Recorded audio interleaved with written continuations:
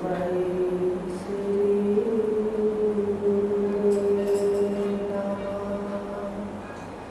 तस्मै श्री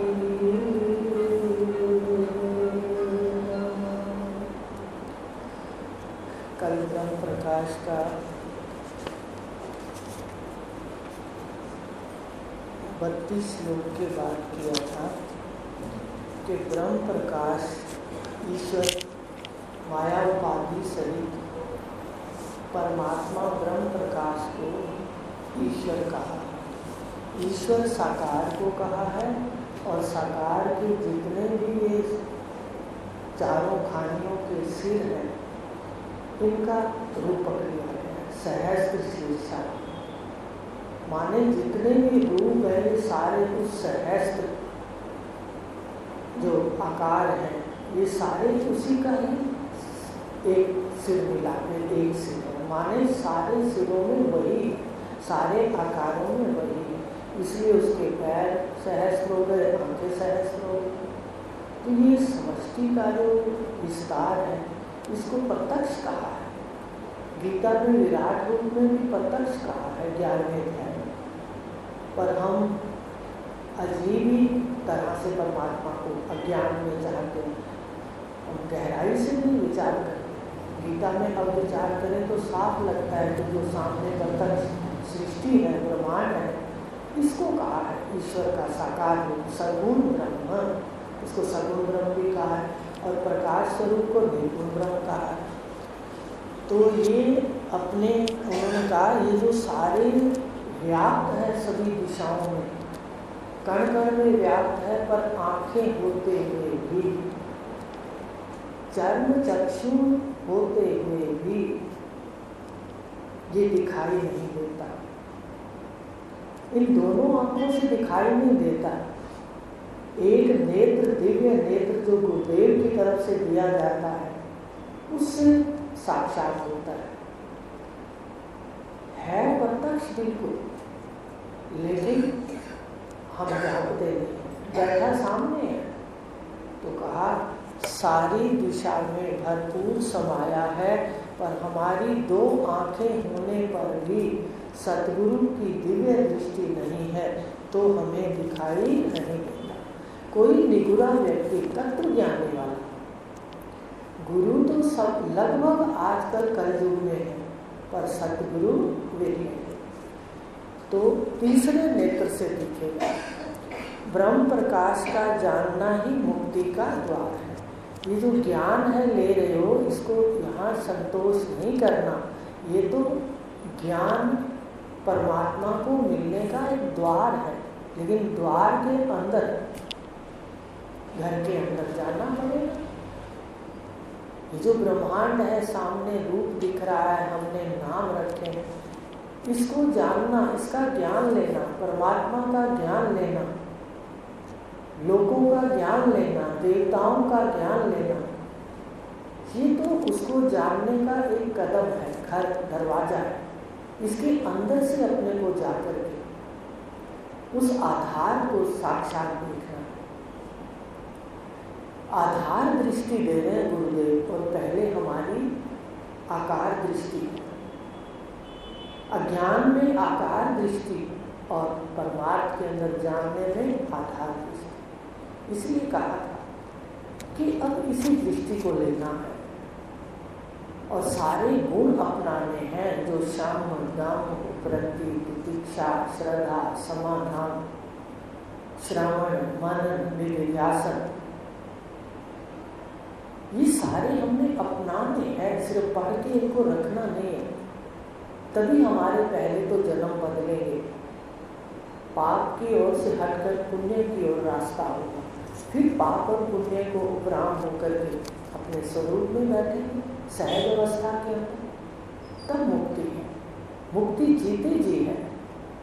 शरीर रहते ही हम परम शांति नहीं पाते, संबंधों के अध्यास को नहीं छोड़ते, अध्यास को झूठ है उसको नहीं छोड़ते, तो हमें कोई नहीं बचा सकता। हमने अंतर्मुख होकर देखना है। हमारा यहाँ किसी से कोई वास्तविक संबंध नहीं है। ये जिसने समझ आ जाएगा उस दिन ही हमारी अंतर्मुख वृत्तियाँ हो जाए, तब आएंगे सारे। नहीं तो हम थोड़े से कार्य, इधर कोई विशेष हुआ और हमने फटाफट इधर पैर रख लेना, क्योंकि ना क्षम है हमारे पास, ना दम है, ना हमें निरीक्षण है इंद्रियों का, मन का। हम तो मनमर्जी से व्यवहार करेंगे और रटा हुआ भी होगा कि मैं आत्मा हूँ, साक्षी हूँ, ब्रह्म। ये तो द्वार तो है ज्ञान, परिस्थिति नहीं। तो ये कहा सूर्य चांद में तू ही बैठा। जब परमात्मा को जान लेते हैं, जो सूर्य में भी है, चंद्रमा में भी वही बैठा है, तो तीनों तापों से मुक्ति हो जाती है। 3 ताप, ताप कहते हैं जो मन को तपन देते हैं, और कष्ट कहते हैं, कष्ट कहते हैं जो शरीर पे आते हैं। पेट दर्द हो गया, सिर दर्द हो गया, कोई और विकार हो गया, ये कष्ट कहलाते हैं, ताप नहीं कहलाते। ताप कहते हैं जो मन को तपन देते हैं, हम उससे तपते रहते हैं अंदर ही। तो अंदर के ताप सारे समाप्त हो जाएंगे ज्ञान से, और परम शांति हो जाएगी। सूर्य के अंदर, उपनिषद वेदों के अंदर है कि जगत की, संस्कृत में है कि जगत की जो सूर्य जगत की आत्मा है। सूर्य जगत की आत्मा है। सूर्य के बिना ये जितने जीव हैं ये जिंदा नहीं रह सकते। वो तो हम जानते ही हैं कि अगर सूर्य छुट्टी पर चला जाए, अंधकार के साथ ठंडक और जो भी व्यवहार है वो धीरे धीरे बंद हो जाए। हमारा शरीर 2 चीजों से बना है। एक तो बना है चंद्रमा रई, और दूसरा बना है प्राण।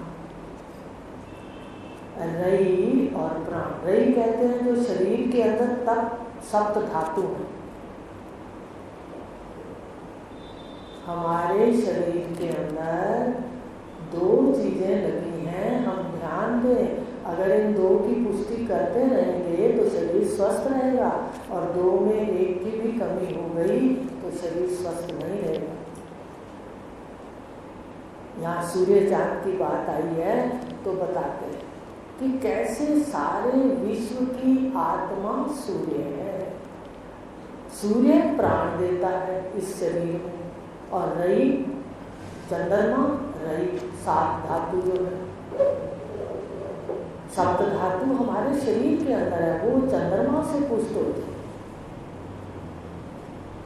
और प्राण सूर्य से, गर्मी से, जो सूर्य की गर्मी, अगर ये सूर्य प्रकट ना हो तो प्राण ही धीरे धीरे लय हो जाएंगे, पेड़ पौधे भी मर जाएंगे। सारा ही सृष्टि के अंदर जो उष्णता है, जो गर्मी से पैदा हुआ है, सारा वो सारा धीरे धीरे समाप्त हो जाएगा। और रही माने चंद्रमा, अगर चंद्रमा अपनी शीतलता नहीं देता, नहीं आता, तो एक दिन शरीर कमजोर होते होते वो भी सृष्टि नहीं चली। दोनों को मिला के है, प्राण और रई, एक चंद्रमा और एक सूर्य देता है, तब ये शरीर बने हैं दोनों, ये शरीर बना है दोनों से। तो इसलिए कहा कि सूर्य में जगत की आत्मा है, और सूर्य की आत्मा कौन है, वो भी उपनिषदों में कहा गया। जगत की आत्मा सूर्य का मंत्र है संस्कृत, और सूर्य की आत्मा को कहा ब्रह्म को, जो असा वसौ पुरुषा सोहम अस्मि। 2 मंत्र है, एक तो ईशावास्या का है और एक कहे कि जो सूर्य की आत्मा है वो तो ब्रह्म है, परमात्मा, और जो जगत है उसकी आत्मा सूर्य है। माने सूर्य नहीं आता तो ये जगत समाप्त हो जाए। और शरीर का भी बता दिया, चंद्रमा से ये सब धातु बनी, अस्थि, मांस, मज्जा आदि जो भी है, रक्त, तो ये दोनों से है, और इसकी आत्मा परमात्मा ब्रह्म प्रकाश ही इसकी आत्मा है, और इसमें वही समाया है। अब इतना दिन को इतनी तपन होती है, सूर्य की इतनी तपन है, प्रकाश तो है सूर्य में पर उसके साथ तपन है। लेकिन देखो चंद्रमा जैसे प्रकट होता है वैसे सारे दिन की गर्मी एकदम शांत हो जाती है। कैसे सृष्टि के अंदर चल रहा है, कमाल का मालिक है। हर वस्तु यहाँ की अनिर्वचनीय है, उसका हम वर्णन नहीं कर सकते कि वो कैसी। किसी भी चीज का, परमात्मा को छोड़िए, परमात्मा का तो वर्णन नहीं कर सकते, माया का भी नहीं कर सकते। कैसी भी लक्षण है, अजीब है, इसके लिए कुछ कहना नहीं बनता कि ये ऐसा ही चले। और है पूर्ण, सारी जगह में पूर्णता है। आप कोई भी कमी नहीं निकाल सकते किसी भी चीज की। फल में देख लो, हर चीज को कैसे ढक के रखा हुआ है, हर वस्तु को। बच्चे को भी देखो पेट के अंदर वो भी ढका हुआ होता है, बंद होता है जेब के। हर चीज उसकी विलक्षण है। तो सूर्य चंद्रमा में ब्रह्म का प्रकाश ही है, उससे एक। इसलिए देखो गुरु पूर्णिमा कहा जाता है। सूर्य के साथ गुरु की उपमा नहीं दी जाती। क्यों? क्योंकि उनके शब्द, उनका ज्ञान हमारे तीनों ताप मिटा के शीतलता देता है, इसलिए गुरु पूर्णिमा मनाई जाती है। यही उसका कारण है। पूर्णिमा का चंद्रमा इतनी गर्मी को, जुलाई में आती है देखो, इतनी गर्मी होने पर रात को आते ही शीतल कर देता है सृष्टि को। तो दोनों में ब्रह्म प्रकाश परमात्मा ही है, और सृष्टि उसका आश्चर्य युक्त नजारा है। आश्चर्य तो बहुत है। कैसे देखो यहाँ पर मरता हुआ दिख रहा है, कैसे अजन्मा जन्म लेता अस्पतालों में दिख रहा है। शुरू में कहा कि बताओ कौन मानेगा ये बात, किसी को कह दो कि जन्म नहीं हो, कहेंगे अस्पताल तो इतने खुले हैं, डॉक्टरों की इतनी ड्यूटी है, आप कहते हो जन्म नहीं है, आप कहते हो मरण नहीं है। आप चलिए सृष्टि में सर्वे कर लेते हैं, इतना जन्म है, इतना मरण है, वहाँ लिस्टें बनती हैं, आप कहते हो मरण है। पर वास्तव में सृष्टि में रूपांतरण है, माया में भी मरना नहीं है। ये तो विलक्षण है, हर चीज उसकी विलक्षण है। अकर्ता देखो, कर्ता दिख रहा है इंद्रियों का, आप अकर्ता हो वास्तव में, तब कर्ता दिख रहे हैं।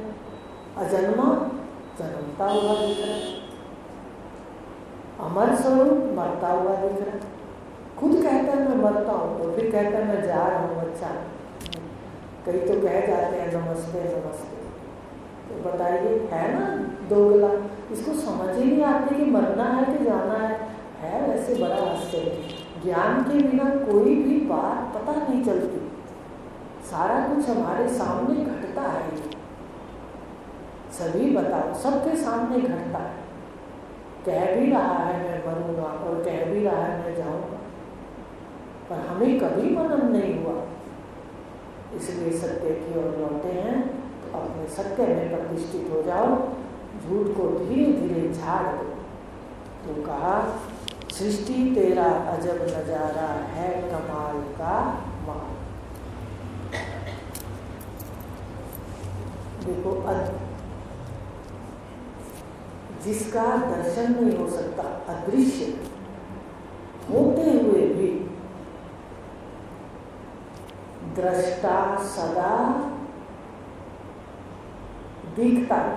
दृष्टा दृश्य के रूप में भास रहा है। दृष्टा में है। देखो विलक्षण, क्या कमाल का माल है, हर चीज कमाल की माल। अजाय मानो बहुधा विजाय, उपनिषद कह रहा है। जो जन्म नहीं लेता वो माया से दिख रहा है, जन्म लेता वो अकर्ता कर्म करता हुआ दिख रहा है।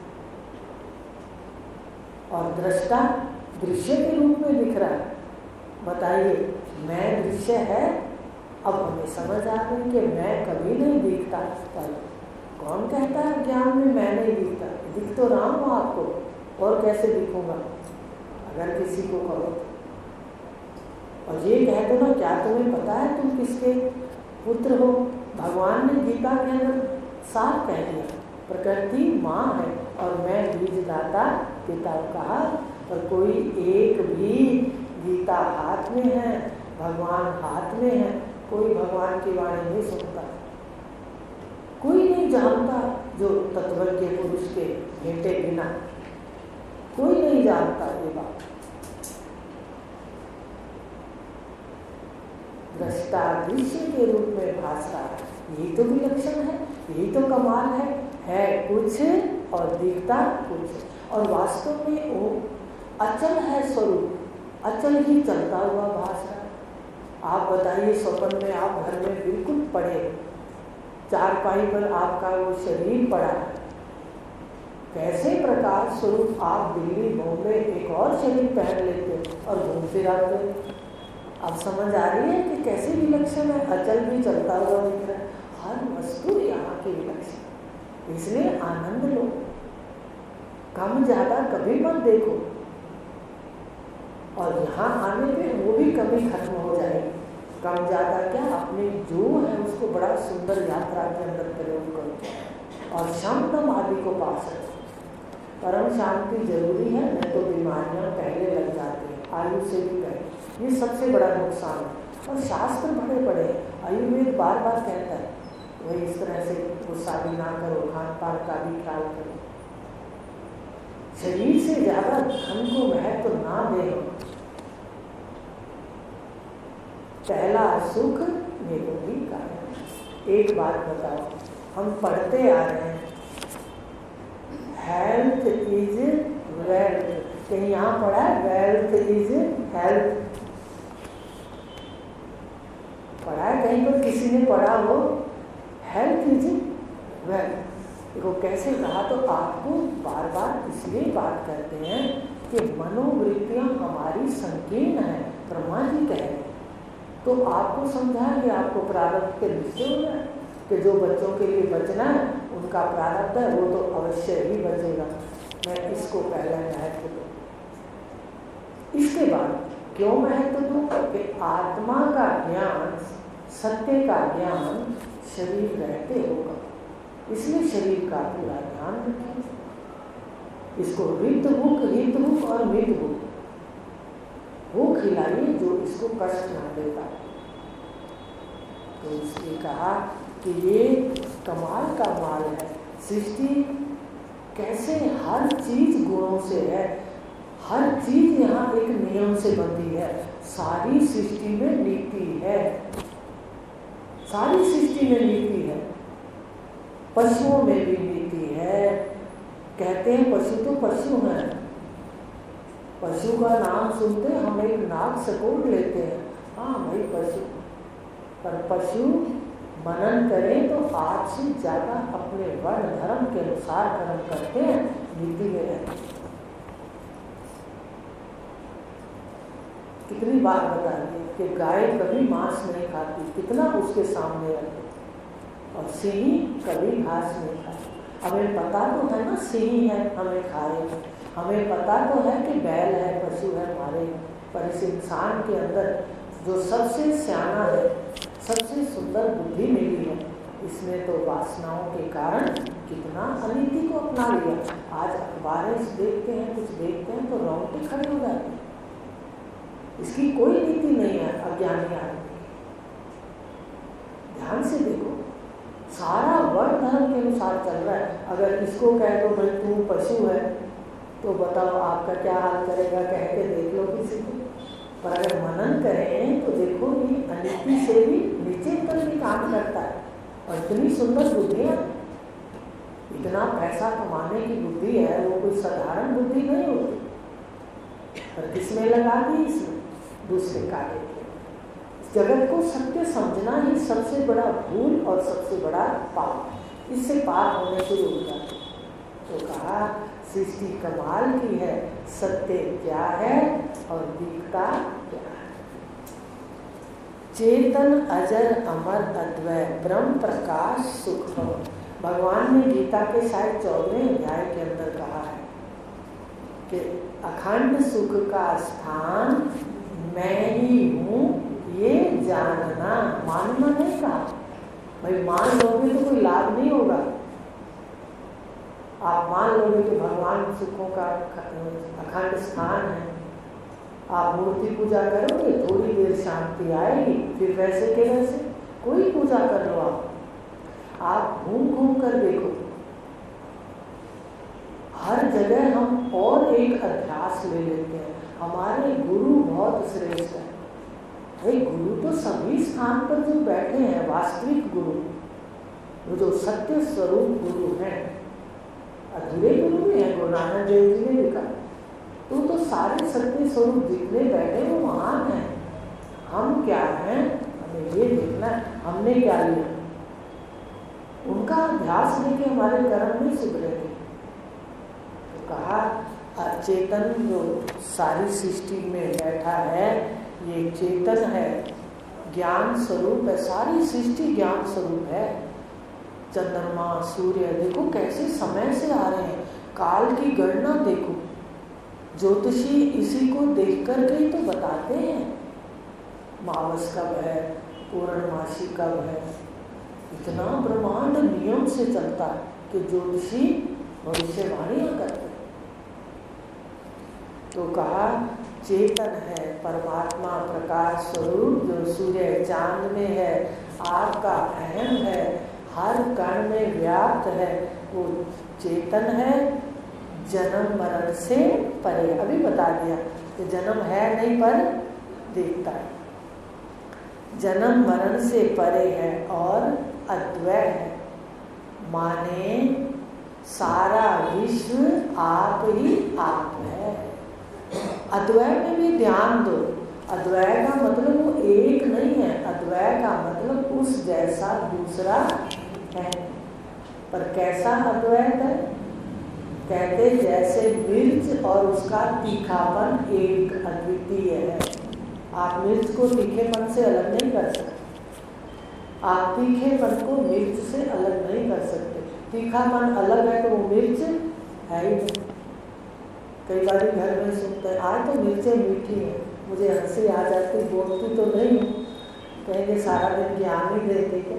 तो तक मिर्च अगर मीठी हो गई तो वो मिर्च नहीं रहेगी। और मिठास, गन्ना मीठा है। देखो कैसे स्वभाव सहित वस्तु है, यह भी स्वभाव सहित ब्रह्म है। वैसा अद्वैत सारे विश्व में अद्वैत है। जानकार की नजर में सदा अद्वैत है, द्वैत है ही नहीं। वो अग्नि को देखेगा तो जलाना साथ है, अग्नि जलाना साथ है। प्रकाश है अग्नि के अंदर तो जलाना भी। तो ये अद्वैत है, जलाना अग्नि, मीठा गन्ना, मिश्री कहो चीनी कहो। मिर्च को कहेंगे तो इसका, मान लो करेला है तो करेला उसका स्वभाव, ये इकट्ठे रहेंगे। ऐसे परमात्मा और उसका स्वभाव एक एक कण के अंदर है, व्याप्त है। आप कोई वस्तु उठा लो वहां दो है। तुलसी को उठाओगे, तुलसी का स्वभाव कहोगे तुलसी दुखों का नाश करती है। अब पीपल के अलग है कि पीलिए में पीपल को दिया जाता है, बुखार में तुलसी को दिया जाता है। ये अलग अलग देखो कैसे स्वभाव है, कैसा गुण है। स्वभाव सहित वस्तु अद्वैत है। ऐसे ब्रह्म प्रकृति सहित परमात्मा ये अद्वैत है। प्रकृति प्रकट होती है और प्रकृति लय होती है। फिर से सुन लो, स्वभाव है उसका, प्रकृति प्रकट होती है, अद्वय है, और प्रकृति ही लय होती है। कैसे? आप अपने में देखो। सुबह मन प्रकट हो जाता है, प्राग भाव हो जाता है। शास्त्रों के अंदर इसको प्राग भाव कहते हैं। सुबह प्राग भाव होता है और रात को मन प्रध्वंसा भाव हो जाता है, तब आप अकेले दिख गए। सुबह भी मन सहित आप ही हो, सृष्टि के प्रकाशक आप ही हो। ये मन का खेल है, इसको नट कहा गया। इसके खेल बहुत है। सृष्टि प्रकट कर देता है, राग द्वेष निकाल देता है। मन पूरा तो सृष्टि है। मन प्रध्वंस हुआ, लय हुआ तो सृष्टि नहीं है। राग को देखना, मन नहीं रहेगा तो सृष्टि नहीं रहेगी। इसका मतलब सृष्टि का मूल मन है। ब्रह्मांड में सृष्टि का मूल ब्रह्मा जी है। इधर मन है, उधर ब्रह्मा जी। अद्वय है। कैसा अद्वय? आज ध्यान से सुन लो। स्वभाव सहित वस्तु, 13वें अध्याय में भगवान ने भी कहा, स्वभाव वस्तु का जोड़ा है सनातन जान तो। 13वें अध्याय में भगवान ने कहा, स्वभाव वस्तु का जोड़ा है सनातन जान तो। विकार गुण होते हैं पैदा जानो स्वभाव में। जो परमात्मा का स्वभाव है, सृष्टि प्रकृति और सृष्टि लय, बस यहाँ पर है गुण दोष। स्वभाव अंदर है तो वो अकेला बैठा है, और स्वभाव बाहर है तो वो विस्तार है, द्वैत है। स्वभाव अप्रगट है मन, प्रध्वंस है लय है तो अद्वैत है। और मन प्रगट है तो जो अद्वैत को क्या दिखाता है? द्वैत। पर द्वैत में भी सारा अद्वैत है। हर चीज वस्तु और स्वभाव। अभी आपको नाम गिना है, जल के साथ शीतलता, ये सारे इकट्ठे ये अद्वैत है। ऐसा अद्वैत है, ये ध्यान दो। चेतन अजर अमर अद्वैत, मृत्यु से जन्म मृत्यु से परे है और अद्वैत है। स्वभाव सहित आपको बता दिया कैसा अद्वैत। ब्रह्म प्रकाश सुख, और सारे सुखों का आधार परमात्मा है। भगवान ने गीता में कहा, अखंड सुख का स्थान। वस्तुओं से हम, विषयों से हम खंड खंड सुख पाते हैं। विषयों में भी सुख उसका है, आत्मा का है। पर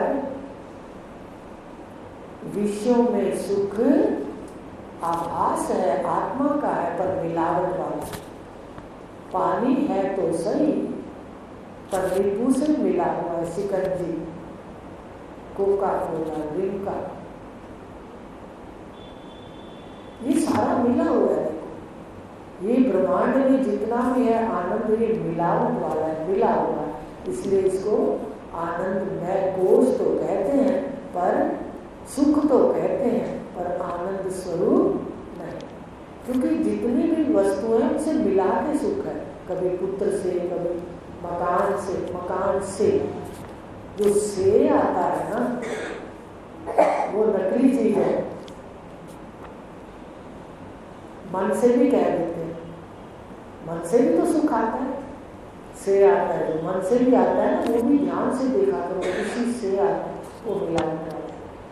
और जब कोई नहीं रहता हमारे पास, सृष्टि प्रध्वंस हो जाती है, सुसुप्ति में देखो केवल आपका ही आनंद स्वरूप। ये सारा आएंगे तो मिलावट वाला। यहाँ पर सुख है तो साथ में दुख है, दो पहलू। सुख का और केवल आत्मा में स्थित रहने पर है। आत्मा परमात्मा है। भगवान कृष्ण ने अपना स्वरूप बताया है, मैं आत्मा हूँ और सारी सृष्टि का आधार हूँ। वहाँ आनंद सुख है। अगर हम आधार में बैठते हैं, आधार दृष्टि है, अहम दृष्टि है, तो आनंद है सदा, तभी आनंद है, नहीं तो नहीं है। और जैसे आप लेने लगोगे ज्ञान, प्रकृति भी अनुकूल होने लगेगी। नहीं तो प्रकृति भी बहुत हमारे कर्मों का हिसाब रखती रहती है। कर्मों को क्षीण कर दे तो कहा, सुख का ठौर केवल परमात्मा आधार स्वरूप, कृष्ण कहो, राम कहो, ओम कहो। ओम उसका नाम उपनिषदों के अंदर भी, वेदों के अंदर। वेदों में जो यज्ञ में ओम बोला जाता है वही ओम यहाँ दिखाया जाता है। वेदों में बोलते हैं ना, हर यज्ञ के साथ कोई भी मंत्र बोलते हैं, जब बोलते थे तो स्वाहा करते पहले ओम से शुरू करते, वही ओम, कोई और ओम नहीं है, वही ओम यहाँ पर साक्षात कराया कि ओम इधर अहम है। तो कहा सुख का ठौर तो ओम है, परमात्मा का स्वरूप है, आधार रूप आत्मा है, शुद्ध बुद्ध निरंजन साचा, तुझ जैसा ना हो, आप जैसा कोई दूसरा है। भाई एक बात सुनो, जब वो अनंत है, अनंत माने जिसका अंत नहीं है, और कूटस्थ माने जो कूट कूट करके कोई जगह खाली नहीं है।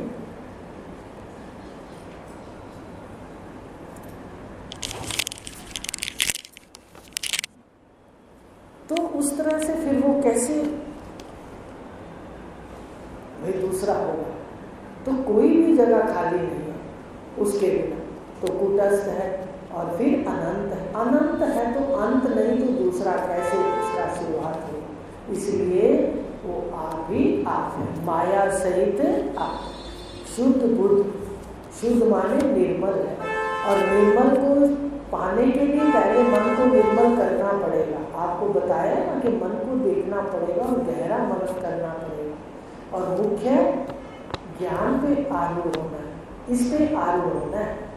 अज्ञान की बात को पुष्टि नहीं करनी, अज्ञान की बात तो छोड़नी है जल्दी से, उसको तो रेत समझ के झाड़ना, इसको पक्का करना। तो शुद्ध है, ज्ञान स्वरूप है, निरंजन है, मैल से रहित है और सच्चा है, उस जैसा कोई दूसरा नहीं। आप भी आप कर लेंगे। आज भी भीड़ नहीं हुआ तो ध्यान ही नहीं दिया कि लगाया, ठीक है? तो आज जाके इसलिए कहती हूँ कि जो सुनते हैं ना उसको अंदर रखा दो। कल आपसे पूछूंगी कि जितना भी देखा आपने अद्वैय, ठीक है, या उस जैसा दूसरा नहीं, तो फिर प्रकृति क्या है? उसका स्वभाव। जगत क्या है? उसका स्वभाव। संसार, संसार कहाँ पर है? जगत तो बाहर है, संसार जीवों के अंदर है जो सारता है।